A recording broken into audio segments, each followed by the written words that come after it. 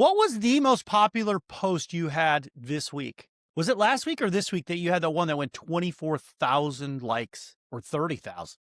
Yeah, it was last week. It was my town hall guy meme saying that it's not a good thing. It's actually a bad thing if the hospital system is the largest employer in your municipality. People were defending these large hospital systems saying, well, hey, they do such good community work. They employ so many people. And I disagree. I think that's actually a bad thing. Oh, it's horrible. Yeah. How did we get from manufacturing to health systems are some of the largest employers in the country?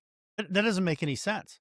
It's like we're propping ourselves up. Yeah, it's the broken window fallacy. And look, I understand we are a service economy. And a service economy, look, I'm not an economist, so please, people correct me. But a service economy can create value. But healthcare typically, and as somebody who's employed in healthcare, I will fully admit, we typically don't create value. We repair broken windows, right? Is the old broken window theory that if you go around, break all the windows in a town, you're going to create economic activity because they're going to have to employ people to repair those broken windows. And I think healthcare largely falls into that we create GDP, but we don't actually create much. Sure, if we get some people back to work that would otherwise not be able to work, that might help support as vital infrastructure, but we're really not creating a product. We are just there as infrastructure. Yeah, I agree. And I don't like the fact that something that's propped up with so many subsidies is really the largest employer. What were what was the majority of the commentary about? Like, what were people who did like your comment? What do you suppose that they liked about it? And the people who didn't like it, because we kind of always hear from them, what didn't they like about it? Well, it's X, so there's a lot of nuanced conversation, people calling me an idiot and economically illiterate. Yes. And, how I want people to die. So your standard. No, I think a lot of people that resonated with them. They said, why is it that the healthcare system owns all the best property? Why is it that it employs everybody? Why is it that my premium is so expensive? Even if my employer is picking up the cost, I see it coming out of my paycheck. So why are we just propping up these huge systems with our premiums, with our taxes, with our subsidies, with our fiat currency? And we're not actually creating anything. We're just creating anything. Yeah, we're treating people, which again, it's a noble cause, but it shouldn't be the only employer in town. No. All right. So I'm trying to get Dr. Koka on here. Let's see. Hi. Is he trying to join? I think. I don't know. Amazingly, we usually have everybody on like 15 minutes before, and then the first time we go live. Awesome sauce. It's me and you. Okay. So I think we were going to talk about a couple things. One of the things we were going to talk about is high premiums.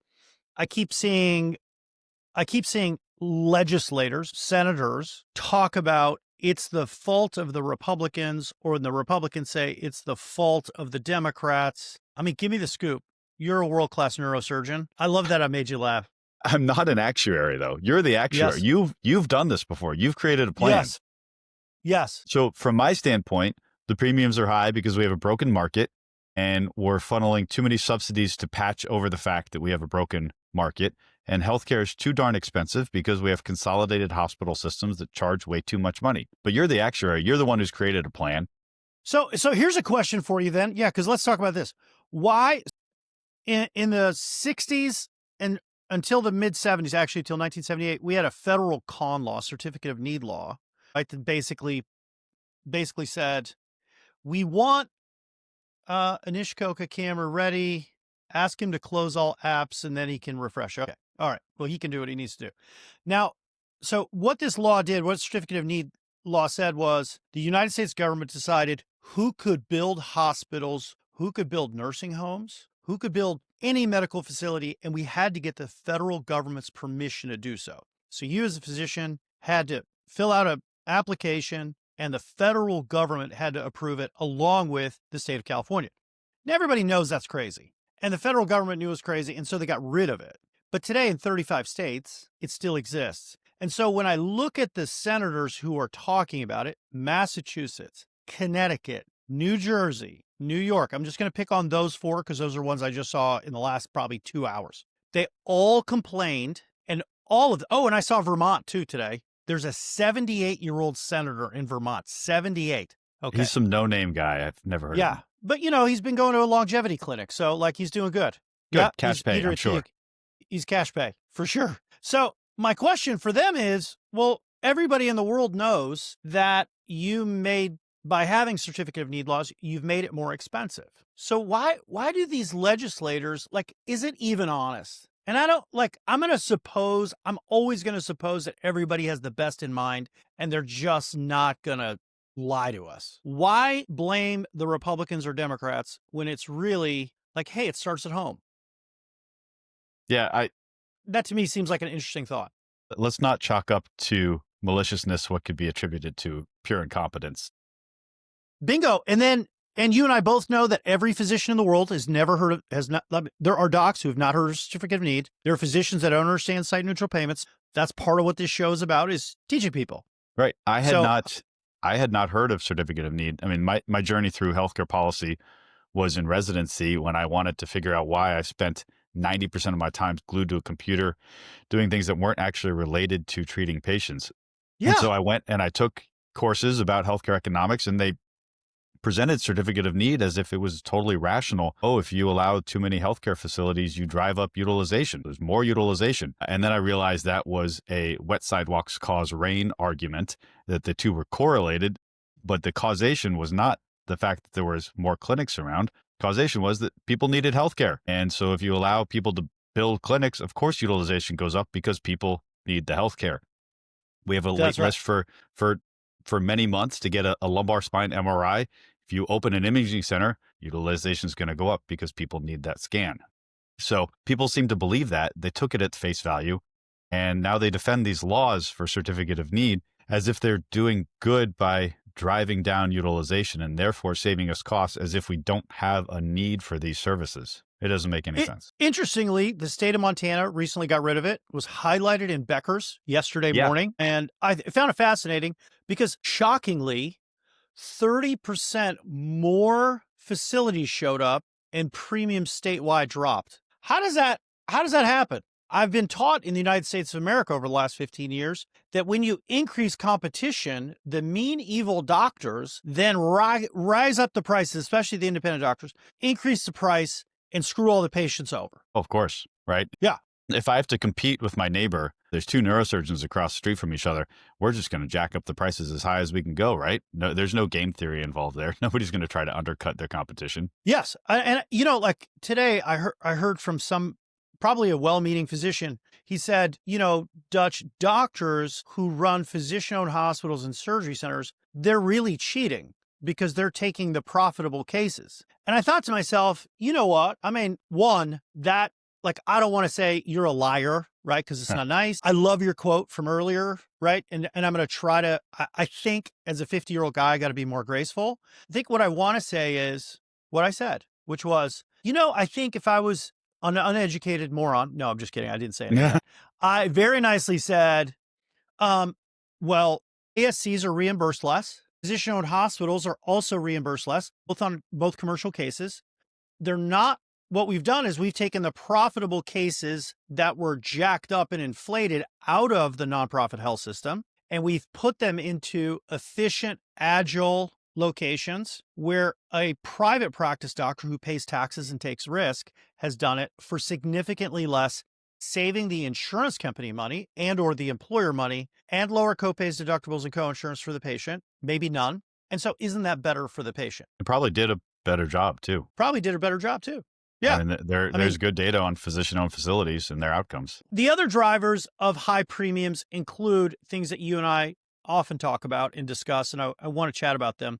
So we got con laws. We discussed that. Let's talk about site of service differential. I think it's something I remember a really good friend of mine, Dr. Paul Lynch. He and I, we went to undergrad together, and he just explained it to me. And I think maybe the scales fell off my eyes. And I thought, I just kind of sat there in a hunch, what? I had no idea. I mean, this is probably 20 years ago. And I just remember thinking wait a minute, because we had an in-office procedure room. Well, we had several of them. And we performed interventional pain procedures. And then we had a spine section, but that was in the ASC. And then in the hospital did most of the cases back then.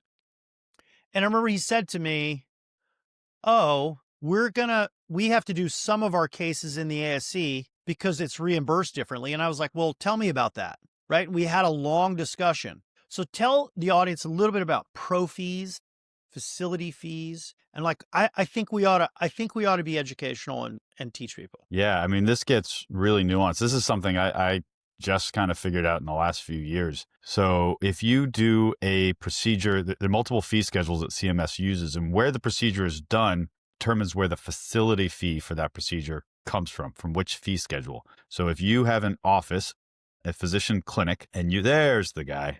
There's the master of the domain. Welcome, Dr. Koka. We are about to have a discussion on, you're fine.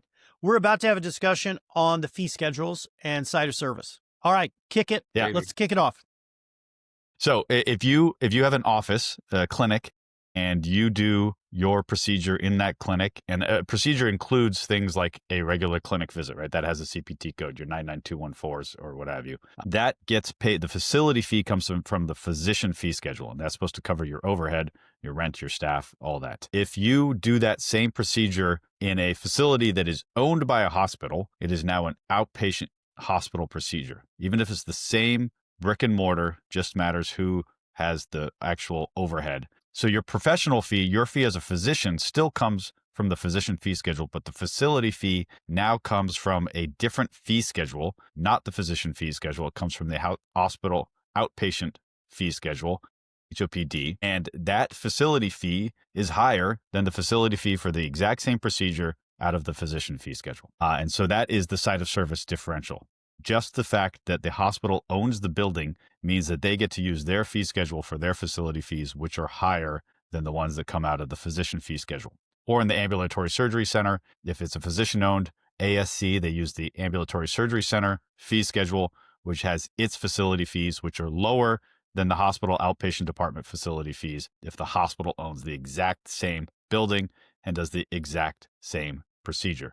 So the facility fees go up just because the hospital slaps their name on it and puts it under their tax ID. Yeah, and so I'm going to say this, and if I'm wrong, you guys just say liar really loud like we're back on X. So let's say we do an epidural steroid injection, and I have an in-office procedure center, right?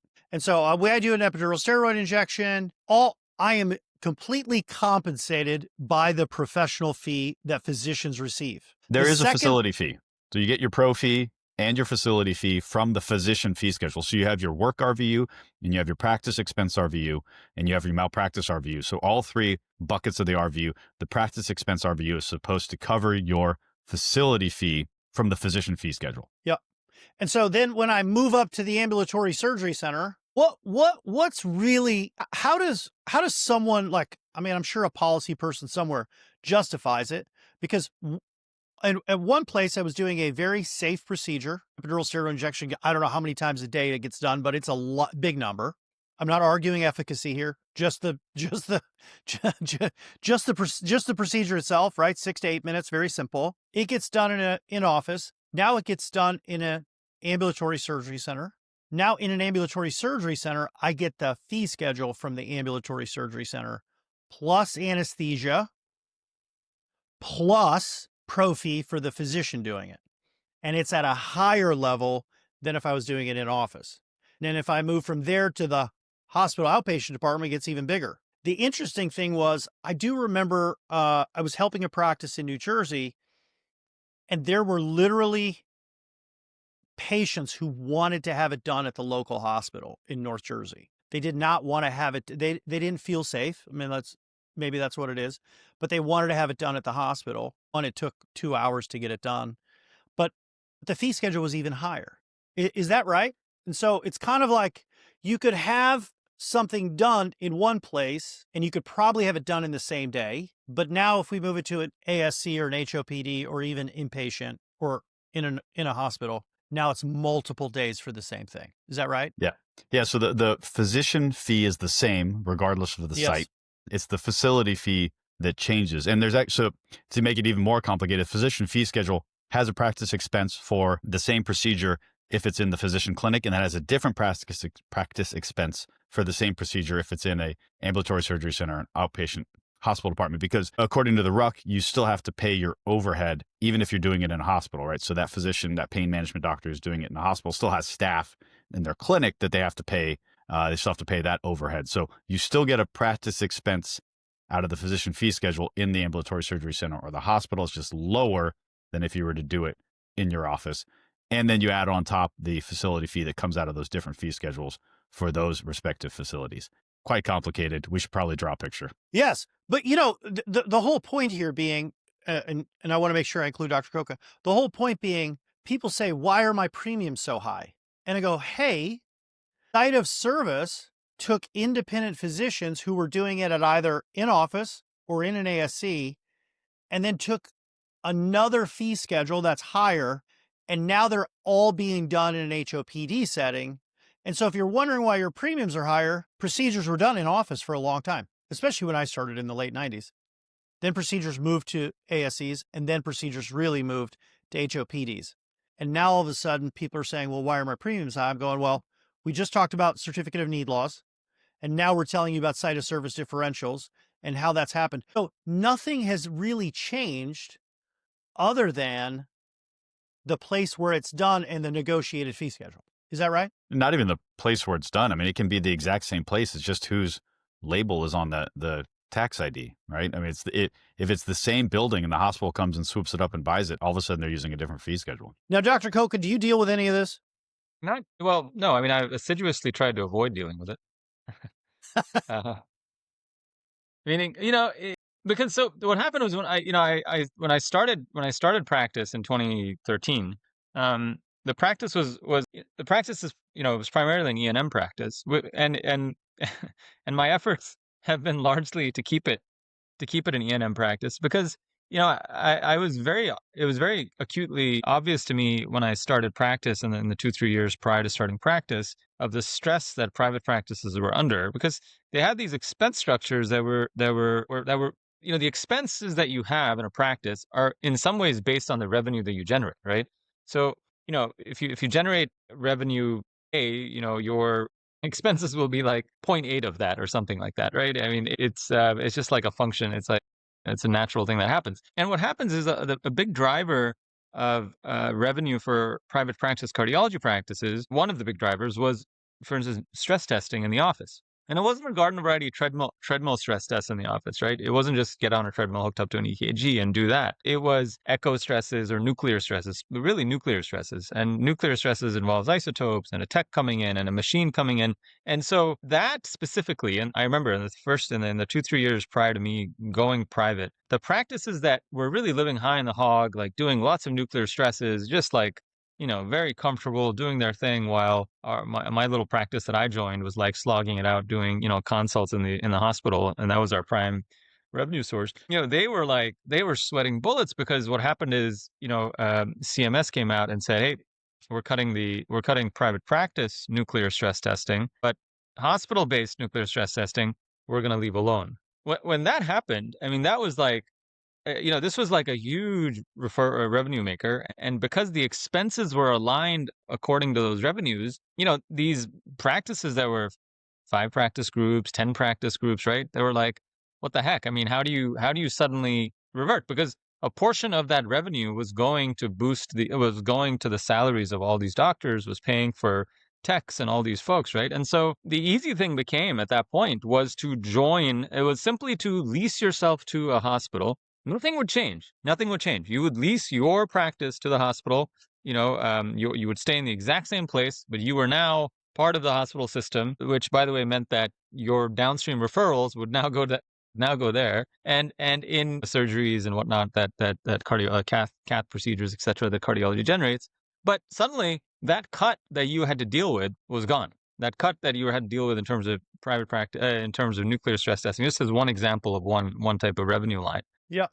And so it was a pretty easy call for these large practices to make. And when I saw that, and I was like, well, I do not want to bring on these type of revenue streams that are just going to be on the chopping block at some point, somewhere down the line, because it's this whack-a-mole process where whatever gets to be busy, CMS then goes after it. Anyway, yeah, in a smaller way, like cardiology for the longest time has been kind of shut out of ASCs. That's of course changed recently with some of the loosening of what can and cannot be done in hospitals versus ASCs. But yeah, I tried to set up a practice that was going to be resistant to some of these types of things. So yeah, did I want to do did I want to set up a practice where I was doing like 40 nuclear stress tests a week? Yeah. So it sounds like one of the things that we're saying is, why did premiums go up? This is another case of how premiums got jammed up for the American people is, hey, well, if you're a private practice and you'll just lease yourself to us, we'll make sure you get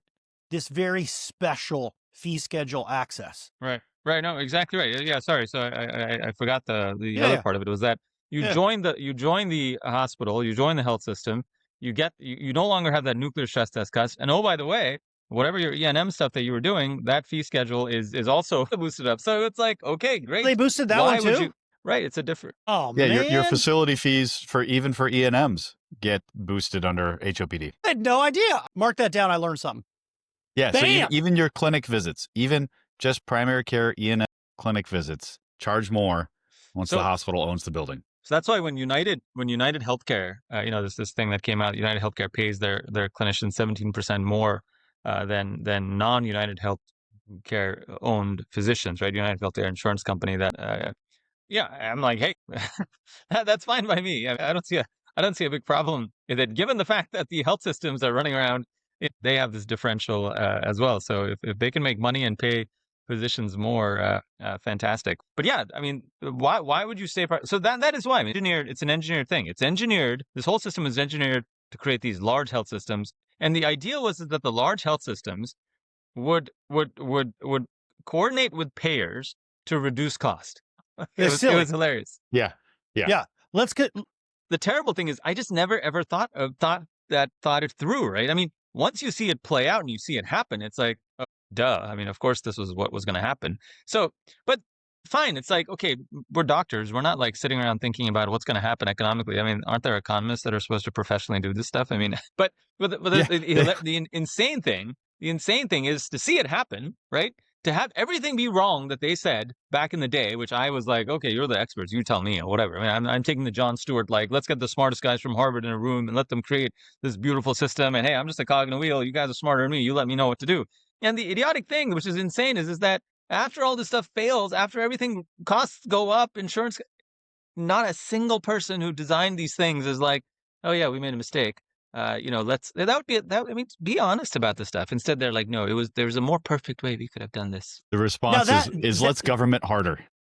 That's the thing that's the part that we started with is, and I'd love your take, is we said, look, every time we're on social media, all I see is lawmakers, senators, and members of the House saying, hey, it's a Republican's fault, or hey, it's a Democrat's fault. And now my question is like, okay, I don't really understand what you're saying, because in 15 years, no one has said, hey, maybe we were wrong a little bit, right? You'll get people that go, well, but the ACA did do a few things well. And I'm like, okay, well, we can talk about that later. But how about you tell me what we did wrong?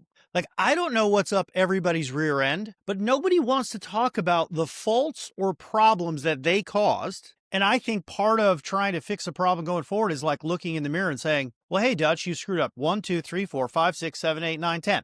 Like, I mean, I just think that's an important part of being, an older, wiser person. What's the problem with these lawmakers? Is it just a game for them? Or let's assume that Dr. DiGiorgio's wonderful quote from the beginning is true. Let's say they are just naive. Do you think that lawmakers just don't know what the challenges are in healthcare, and they're just saying, it's the Republicans' fault, or it's the Democrats? I absolutely think that that's the case. I'm trying to find the article.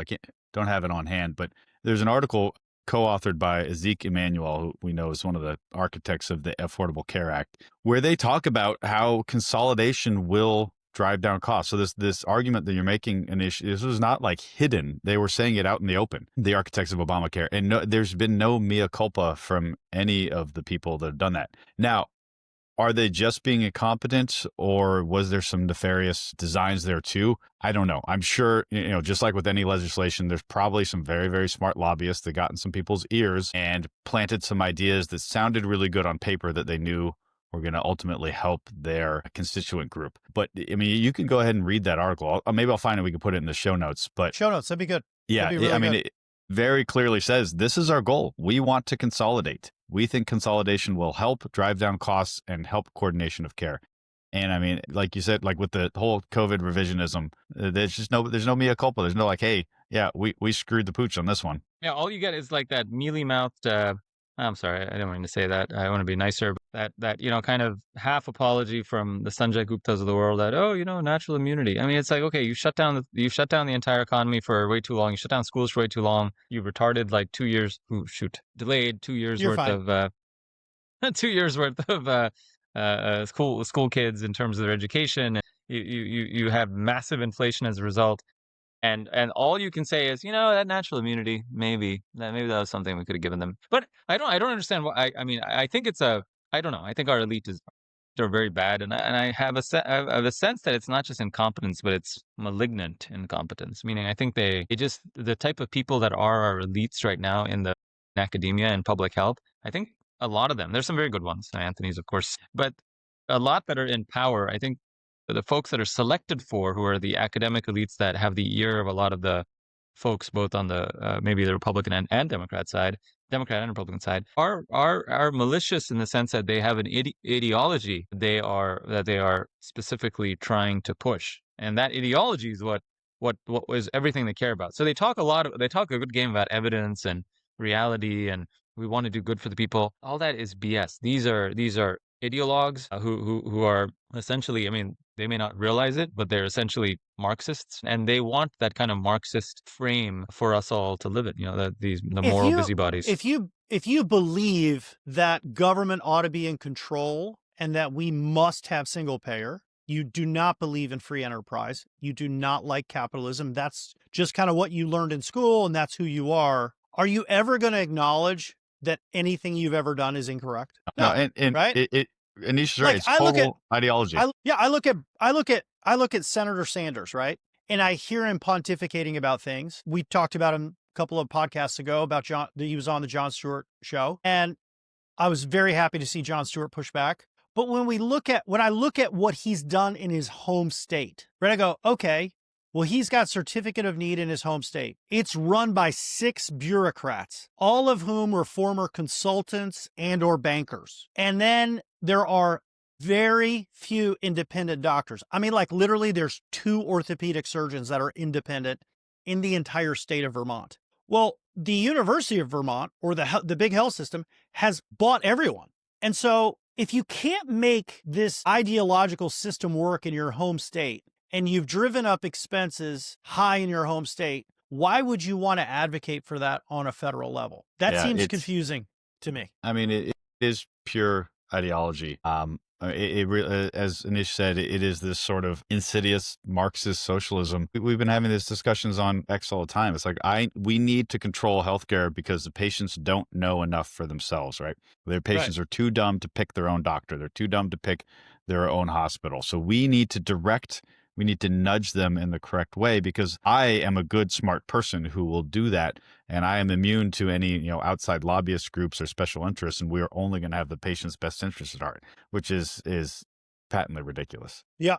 It seems to me that we ought to have an episode about the solutions to all of these challenges. And I think some of the solutions include, like, how about we get rid of some of these egregious laws? And some of them, we've unpackaged a bunch of them before, but they include anti-kickback, they include Stark, they include the enforcement of price transparency.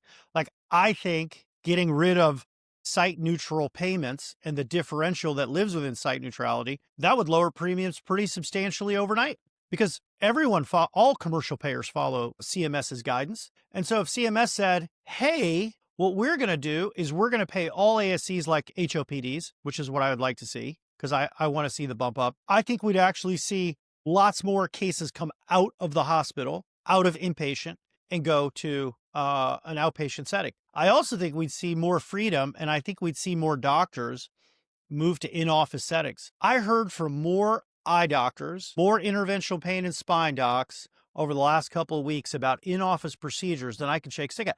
I thought it was amazing. Like, I think there's a whole resurgence. Now, the interesting piece, the only reason I brought it up is because 2 interesting things came out of my talk with Scott Becker last week. Number 1, the Congress is going to have a discussion in the next 2 weeks, or as soon as they decide to not shut down, about site neutrality And they're having another conversation about Dr. DiGiorgio's one of his favorite topics, 340B, and what we're going to do about that. What are some of the changes? Because I want to shift to 340B. What are some of the changes that you anticipate coming out of that discussion, Dr. DiGiorgio? Like, what are we going to see? What do I anticipate or what do I want? Yeah. Well, both are good. Both are. I think I anticipate very little. There might be some things about transparency, restricting contract pharmacies, maybe a better definition of the patient that may come along and affect 340B on the margins. That's a tough battle. What I want to see is sort of what we discussed in our side table episode, where you totally reform the program and make it a capped safety net grant, and those dollars flow directly to the patients. So you get rid of the whole drug arbitrage program. You can even have pharma fund the safety net grant if you still want to take it out of pharma. But get rid of the whole drug arbitrage aspect of the program, create a cap safety net grant that is then distributed to closely follow low-income patients. You could put those dollars in an HSA type fund that directly goes to the patient, or you could give it as a bonus for independent clinics and hospital clinics that see outpatient low-income patients and really direct it more so it follows the patient more closely. And it's not just a program where hospitals buy drugs at low, sell them high. What? I mean, and by the way, I don't even know the answer. I'm trying to find out. What happened between 1992 and today that just really changed the rules? Like, what I understand from the pharmacy side of the house is that 340B, when it started in 1992, there were some really strict parameters around them. And then somewhere in the early 2000s, during the Bush presidency, I'm not sure, so I want to say that caveat, the rules were lessened. And something changed, definitions changed, where now the hospitals were like, hey, we don't have to pass these savings on to anybody. We can just do whatever the heck we want. Am I off base there? Like, I'd like to know. Yeah. So originally it had to be, the drugs could only be resold in the in-house pharmacy for that one hospital. There we go. Yeah. That was expanded. You could have one or two contract pharmacies. And it was really, I believe it was under the ACA, that it really expanded into basically unlimited contract pharmacies and child sites. What the ACA also did is, because everyone got Medicaid, it made it a lot easier for hospitals to meet the DISH requirements, so the percentage of Medicaid patients that they're seeing, in order to qualify for 340B. So yes, originally in the early 90s, it was about 60 hospitals that participated, and last estimate is now it's at about 60,000 hospitals and child sites that are now participating. Because again, if one hospital is in the entire hospital system, everyone who has that same label on their clinic or hospital qualifies for the program. Holy smokes. So when we talk about your premiums have gone up, I mean, 340B, like most people don't know, you got admin expenses. Let's call that 20%. 16%. Yeah. Let's call it 60. Then you've got, so I always go 20, 40, 40, right? As a general matter. And so when you think of EB and what it's contributed, when you think of certificate of need laws and what it's contributed, and when you think of site neutral payments, like, we can kind of help the audience understand, like, this is an expanding balloon where it was really small, like it's just gotten bigger and bigger. And I know people like to say, well, what about minimum loss ratio? It's so interesting. Half the people on X are like, it's MLR. And I'm like, well, what does MLR mean? And they're like, I don't know. And so let's help people, right? It's this idea that there's a cap of 15% and 20%, and that was supposed to cap the profits of the insurance companies on a fully insured plan only. Fully insured plans, I'm going to say it's 45 to 50 million people total is what they cover, because you got 68, 70 million Medicare, about the same Medicaid, maybe a little more, and then you've got self-funded plans that cover about 110 million people. So then you got TRICARE Campus. I mean, so you're kind of covered there. But the point being, these are the reasons why we're seeing the increase in expenses in premiums. And I want to go back because I want to hear this from Dr. Koka. A couple of things that Pennsylvania did. One, they got rid of certificate of need laws. One of the other challenges that you have in a large city where you are is you have how many hospital systems do you have just in your local area? Do you have one dominant, or are there more than one? Because on the other side of the state, you've got the big one. Yeah, no, I mean they're basically two now, I would say, and in the local Philadelphia market, which is Penn and Jefferson, those are the two big ones. Yeah. And Yeah. then And so so I don't know if I don't have the numbers. I'm going to look them up. But when I looked at a couple of the largest health systems, including the academics, one had bought up 419 practices in the last 36 months. Well, what do American people think when you use site of service differentials to buy practices? Like, doesn't that lead to higher premiums? I mean, and then we're back to like, why don't politicians talk about that? I mean, every politician I know that I've met with has a healthcare policy person on staff. Most of the big committees, Help, Ways and Means, they have a healthcare person on staff. So it's not like they don't know this stuff. So I guess then my question is, what do we want to help people understand? And then what can they do about it? is even if I think you do need the wider public to understand, which is why this, these things are important, which is why, it's You important to get this spend every message out to as Tuesday many people. musing about Yeah. these things? Yeah. Yeah, exactly. Well, the wider public It's is therapy, hopefully, man. right. I love the it. wider public is hopefully, getting the message that this is not about waving some magic card and getting healthcare, and what is the best way for the government to mail you a card so you can get it, or how does government best make that happen?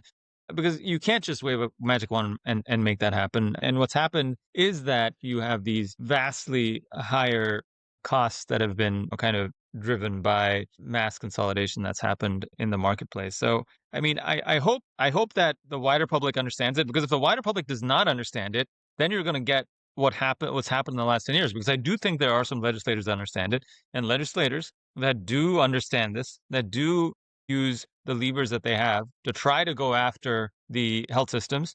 They don't last very long politically, meaning their political careers are ended. Luke Ravenstahl was a mayor of Pittsburgh. I forget what year it was now, but 20 some, 10 years ago or something like that, was aghast at the fact that property taxes, well, I mean, there are other issues that were afoot, I'm sure, but the thing that he was using to kind of go after UPMC, which is a big health system in Pittsburgh, was that, hey, your property taxes, you're not paying property taxes. You guys are hardly nonprofits. I mean, this is all in the public record, and therefore we're going to sue you to get money, to get revenue. The University of Pittsburgh countersued, and Luke Ravenstahl, he never ran for mayor again. He's now, in some private industry, doing probably consultant work or something like that. But yeah, if you go against the large health systems in your city, but I mean, like a small city like Pittsburgh, you go after UPMC, which is the biggest employer, which has tons and tons and tons of connections, right? I mean, any legislator has some family member or something that is UPMC connected or whatnot. And even in Philadelphia, which is a much much bigger city than Pittsburgh is, right? But boy, Jefferson and Thomas Jefferson University, Penn, these are the two big nonprofit health systems. You're talking about a significant amount of power. The same reason everyone knows what to do, but you can't get malpractice, med mal reform, because of how powerful the med mal folks are in Philadelphia. But the health on the other side, the health industry, the healthcare sector is tremendously powerful, and I don't think you're going to last long, in a kind of a head-to-head battle, unless you can get the public on your side, unless you can get the public to see through the smokescreen that the health systems are kind of laying down on a constant basis. They're very good at crying poor when you come after their revenues, right? They're very good at hiding revenue as quality improvement or as salaries or as bonuses. They're very good at hiding administrators as clinicians, right? So if they hire a bunch of nurse administrators, those technically get labeled as nurses. If they hire a bunch of physician administrators, those get labeled as physicians. So they're very good at hiding this spending and crying poor when you come after their revenue streams.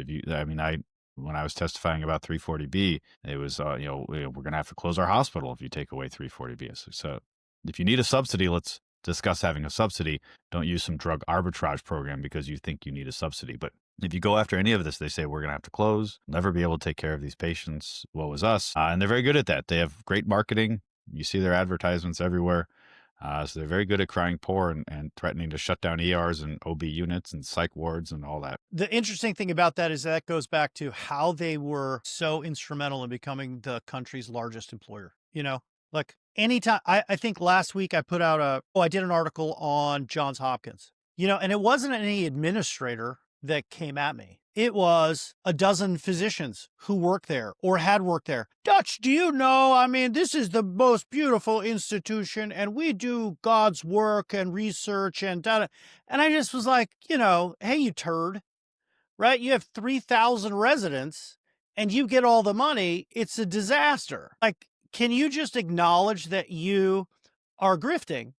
And I think Johns Hopkins is an amazing institution. And if you graduate from there, what a wonderful place. And if you have a job there, how amazing is that? It's a world-class institution. But can we also acknowledge that we do things incorrectly and wrong?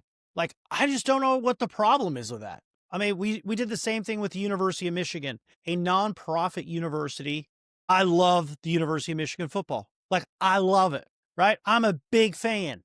And then I go, okay, yeah, but guess what the University of Michigan did? You bought a $7 billion health system? You paid $7 billion. You're a university. How is that helping anyone? And then you hear from like large employers in Michigan and they're all going, oh my God, the rates are up, everything's up. We can't pay for anything. We can hardly afford anything. Our premiums have increased. And so I think the goal here, right, in every one of these therapy sessions we have on a Tuesday night seems to be what are the challenges and trying to figure out, kind of scratch the itch that lives in our heads that says, why is it expensive? Because I think if I buy something, I want value, right? I'm from the Netherlands. Like, if Dutch people want something, it's one, we want a price and we want a really good deal. Like, we want a really good deal. Dr. Koka is used to this kind of bargaining, right? Like, that's his culture too. Like, we want the best freaking price. So I'm after the best price. And as we start scratching the itch of why are things expensive? And when I say something's expensive, that means there's no value in it. I do not see the value in insurance premiums at all. I mean, I go, listen, we're stealing from the American people. If you take $4,000 a month from an American family, how are they supposed to retire? I just don't see it. And I'm waiting for. They can retire. They'll just be a lot poorer. Yeah, significantly poor, right? And then, so I guess I wanted to have this conversation around why are premiums high, and then what are we going to do about it? And I'm going to probably leave the what are we going to do about it for the next few episodes. The switch I want to make, though, is, Dr. Koka, I love all your takes on the FDA. I love your takes during the week. I mean, out of all of us, you have the most followers on X. You are the king of X as far as I'm concerned. And so what were some interesting insights you had? You had a couple people that you put on as videos. You had some changes at the FDA. What are some things you wanted to talk about? It's been very interesting. Honestly, I am not somebody that's followed the FDA for any. I mean, the FDA was just this organization that like made these decisions. Sometimes I'd have arguments. I would be like, well, why the heck do they approve that? But generally speaking, the FDA approves like a bajillion drugs and devices, it seems like, on a yearly basis. And I have no insight into what exactly is happening. The first thing that kind of, really was the key, was the little window into how the ecosystem of drug approval works was the company called Sarepta, which is a play on rare disease. One of the rare diseases that's awful, muscular dystrophy. Muscles kind of tear apart as you get older, and you die by the time you're 20 to 30. Horrendous disease, and Sarepta has a gene therapy for it. They've had some other therapies for it, and it became obvious when I looked into it a little bit based on a post by an amazing mother of Duchenne's, a mother of a kid with Duchenne's, called Catherine Collins, that the company was basically, the play was, I'm going to put out a preliminary result that is exciting and interesting related to some surrogate endpoint and raise hopes and just make it go viral, right? And then the results are preliminary. Maybe this is hypothesis generating, and then go to the FDA. FDA says, well, we got this terrible disease. Everyone dies. We have no therapies for it. Okay, fine. I mean, there's a lot of pressure to approve it. So go ahead, we'll approve it. You do the confirmatory trials. By the way, the drugs are enormously expensive. The latest gene therapy for Duchenne's is $2 million a year, for one kid, right? Wow. So the play is to do this, to get this approved, get it paid for, get all the therapies paid for by third-party payers, because the FDA has said, hey, stamp of approval, and then do the confirmatory studies. And again, the reason the FDA approves it is that they would never approve it if not for, a lot of pressure to approve a drug based on preliminary results. These aren't like solid results. We'll do the confirmatory trials, right? A drug gets approved like 10 years ago, for a couple drugs he approved 10 years ago. Yesterday, it comes down the pike that one of the drugs is not it's confirmed. The confirmatory trial that was done 10 years later, after the company's made $2 billion a year annually for the last 10 years, is okay. It doesn't work. The same day that this happens, right? There is all this stuff about chaos at the FDA because one of the FDA heads named George Tidmarsh was basically let go by Marty McCary, who's the head of the FDA. And it turns out there's a lot of infighting that's going on in the FDA. I mean, the stories are crazy. Like this George Tidmarsh guy that is a kind of from the biotech insider world that was really thought to be, a good guy and would be able to like stabilize things and would be the voice of, reason and whatnot. He was doing crazy things. I mean, he seems a little unhinged. He was literally, he had a bad business association. He had a bad business relationship. Something went sour with a guy in San Francisco as a healthcare investor named Kevin Tang. And once Tidmarsh gets into the FDA, whatever, 3, 4, 5 months ago for the Trump administration, he appears to be carrying out a personal vendetta against this guy named Kevin Tang, who's his business associate, right? Like he says, Kevin Tang is a big time investor in a company that's putting out a drug. This drug is sitting there waiting for the FDA to approve it. And underneath, within the purview of George Tidmarsh, who's sitting at the FDA. And George Tidmarsh goes on LinkedIn as FDA regulator on his personal LinkedIn and says, these surrogate endpoints are BS, and I don't think this drug's got a future. And then he deletes it and says, I was speaking in a personal capacity, not as my capacity as the FDA guy that's going to approve it. Then he sends an email with his LinkedIn post or with his post to Kevin Tang and says, good luck. What? Crazy. Can you believe that? And so, of course, that's insane. Kevin Tang, it's insane. That's just one thing. And then Kevin Tang, of course, sues, saying this is not right, right? And he, of course, has the emails that he's like, look, you see this is happening? I mean, it looks so bad. I mean, there's a lot of this, allegations and one side, the other side, but that whole thing is just terrible.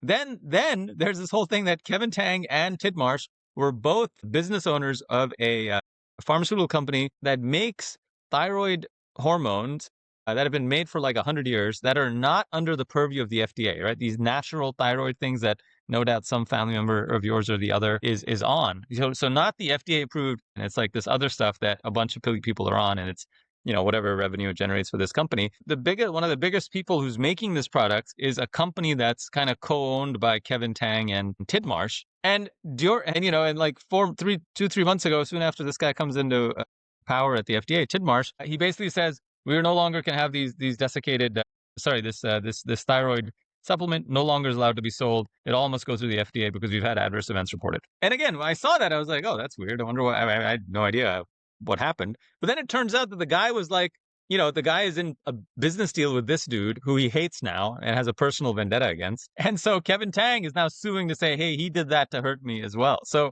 I mean, why would you not recuse yourself if you're that connected? How stupid can you be? I mean, the guy needs we need to send him to, a neurologist at UCSF and maybe even to Anthony. I mean, he's an MRI of his brain. Anyway, but the hilarious thing is Stat News, which is a, publication that covers all this stuff very, very closely. They're like highly impregnated with like the FDA. They must have a ton of FDA people on cell all the time because the moment something happens in the FDA, like Stat News knows about it. So a bunch of people have been talking to the Stat News about the chaos at the FDA, and it really does seem like the Stat News folks, wrote a story saying there's chaos at the FDA, and the way Vinay Prasad, who's head of CBER, who's another Trump appointee, a former UCSF colleague of Dr. DiGiorgio, that his style is not good and people are leaving in droves and morale is down. And the really hilarious clip that the Stat News article had, which was really funny to a guy, to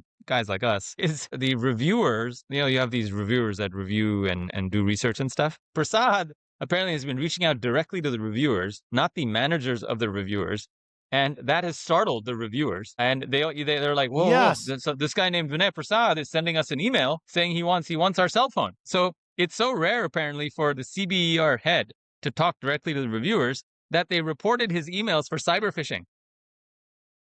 Couldn't believe that when I read it. I was like, what? Yeah. Does anyone work in this place? Yeah, I was told later on by like somebody who works at a large research organization, a great guy who I know in Pittsburgh, Andrew Althaus, that look, these massive research organizations, that's the way it happens. And, I would be surprised too if the Medtronic CEO emailed me and I would be like, oh my God, I need my manager on because I don't want to get anything wrong. I mean, it's just the whole thing reads very amusingly. Anyway, there's chaos at the FDA, but that's what Stat News says, and it's pretty clear to me that the Stat News reporters on the FDA beat, they hate Vinay Prasad. I don't think they like Donald Trump that much, and they very much want to see McCary and Trump McCary and Prasad, gone. So they are headhunting. They're looking for scalps. So we'll see what happens. This whole rant just reinforces all my priors of wanting less government. Why would you hear something like this and say, let's hand the reins over for 100% of our healthcare spending to these people? No matter what you think of the current administration or the past administration, there's going to be some executive that you just vehemently disagree with. And why would you want that person in charge of 100% of healthcare spending? I mean, this is writ large why I want free markets, distributed decision making, less power to centralized planners. I wonder how it would work. It's talking like how would you deal with these rare disease things? But it does seem like the real theme of everything, like what we're talking about in terms of site neutral payments and 340B and more 340B than site neutral, but it comes from the same basic place. Is this weaponization of empathy, right? It's like they the policymakers choose something that they know is really going to get Americans, and Americans are, generally are good people that want to help people, and they want to get people agitated about something bad that's happening, and they want to be the ones that control it and take charge of it and create some plan for it, right? Except the plan they create is 340B, and the next thing you know is you have 5 pianos. Dollars. Yeah. 5 pianos and marble foyers. You guys probably know better than I do, but I thought the XM founder, I'm trying to think of her name, Martine Rothblatt. She has a daughter that had a very rare disease. And this is an interview that Tony Robbins did with her.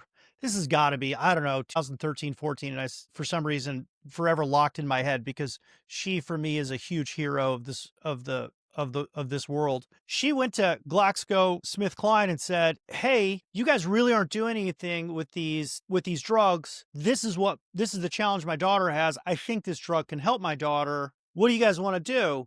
And they didn't want to do anything. And so she figured out over the next 18 months how to buy the drug, right? I mean, if you say, how is the free market address this? The free market always starts with wealthy people saying, we're going to figure this out. Or it starts with an entrepreneur that raises capital and finds a solution. I mean, and they might sell to wealthy people first, but it always goes down, right? And so Martine, if I could ever interview her, it would be like a humongous top 5 dream of mine, because what she did was, yes, her daughter had a very rare disease. She figured out the problem, not a doctor, right? Just a researcher, engineer, figured out the problem, got the problem solved, daughter still alive. Like, it's an amazing story and tribute, right? And it's also like, hey, I'm also the parent and I love my kids so much. I'm going to do whatever it takes. I don't care if it costs me my entire XM foundation or founder fortune. I'm going to solve this problem.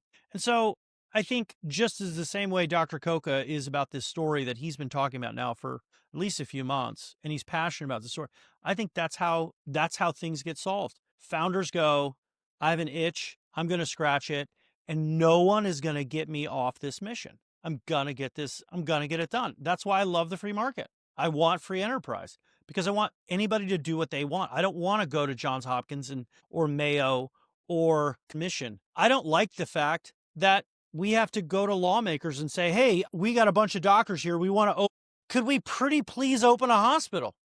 We have to combat, like, that's not American. For the public, we need to combat the notion, and then for doctors and of everyone, we need to combat the notion that the only way we can get amazing things happening is through government intervention. And I think we have to combat that more generally as a society, because we've gotten so used to thinking that, oh, we can't do this. We need the government to help. We need the government to do it.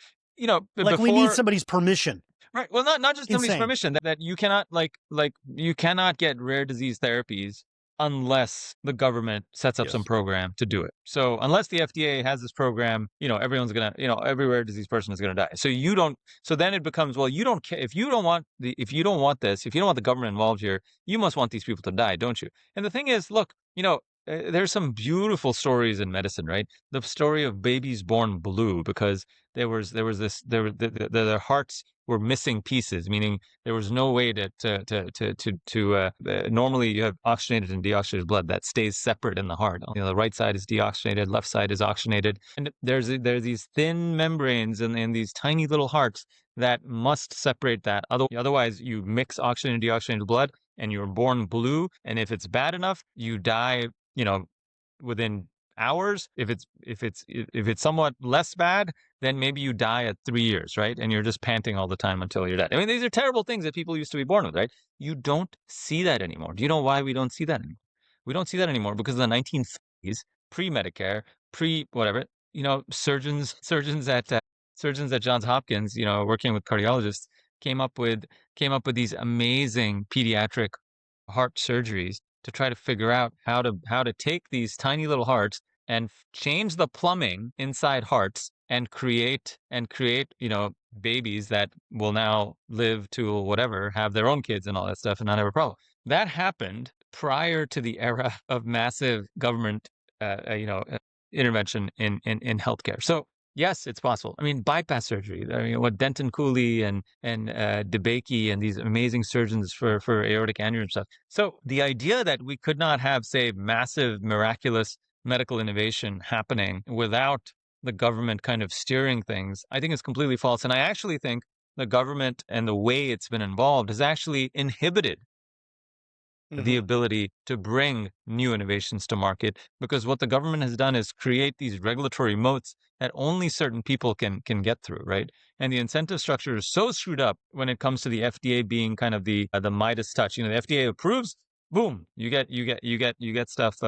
You get a bunch of folks paying for things. That is actually bad because you end up having a huge incentive to get non-working products, bend the regulatory approval process to get this across the finish line. And hey, you make a bunch of money, you give therapy to people, you make people feel good, but 10 years later, it's like, great, we've paid a lot of money for something that didn't really work, and you still have the disease, that rare disease that's there. And that's just so the story has to be of the fact that, yes, amazing things have happened, but there's an alternative timeline where amazing things would still have happened, right? And actually, it's possible that things may have been, it's entirely likely that things would be a lot better. And so we have to tell that story, because this idea that nothing, everything, if we don't have the government, everyone will die. It gets back to that 51,000, without the Obamacare subsidies, 51,000 people a year will die starting January 1st. No, that's not going to happen. No, it's not going to happen at all. Dutch, you had a great post. I think it was earlier today, yesterday, where someone was mocking you for implying that the free market worked. And they said, well, I have a stomach ache. What am I supposed to go shop for my own stomach medicine? And you're like, yes, that's the whole point. You don't, that's what you want the government to go get your stomach medicine for you? Like, give me a break. These people just want a parent to hold them by the hand through life, say, here's your life-saving drug, and here's your stomach medicine, and here's your candy bar. Now go to bed. I mean, it's just like, the free market is so much more empowering to people, but maybe some people just do want to be a child their whole life. Well, I do think that's the topic for next week. We're going to talk about empowering people, removing victimization, and giving people agency, because I mean, and maybe I'm just getting old, maybe I'm just getting to be boomer age where I'm going like, oh, you're just the old guy. But I just don't get it. Like, I came to this country, I wanted to be free. I mean, in the Netherlands, people my age when I was growing up didn't have the chance to go to uni. They certainly didn't have the chance to go to graduate school, right? And they didn't have a chance to come to America and start businesses. None of that exists in Europe. All these people tell me they want to be, I just want to be like Europe. And I'm like, man, if you were born in the UK, or if you were born in France, or you were born in the Netherlands where I was born, I would have just done the same job that, and these aren't bad jobs, but I would have never had the chance to really have the life that I wanted, which was, what am I capable of? How hard can I push myself? It's like, no, this is the job you're going to have, and that's it. And that's not for me, right? And now if that's what you want, cool, you go do it. But can you please not inhibit me, right? And that's what single payer, that's what government control feels like. And I'm like, well, I just don't want that. And I think you're right, Dr. DiGiorgio. I don't want to be inhibited. I think there's so much, life is so beautiful when you begin to take control and you have agency and you stop asking for permission and you stop wondering, like, well, I can only do it if someone, tells me I can't. Like, I mean, that post was crazy. That was absolutely nuts. Well, I'm missing Dr. Choi. Certainly miss Dr. Dixit.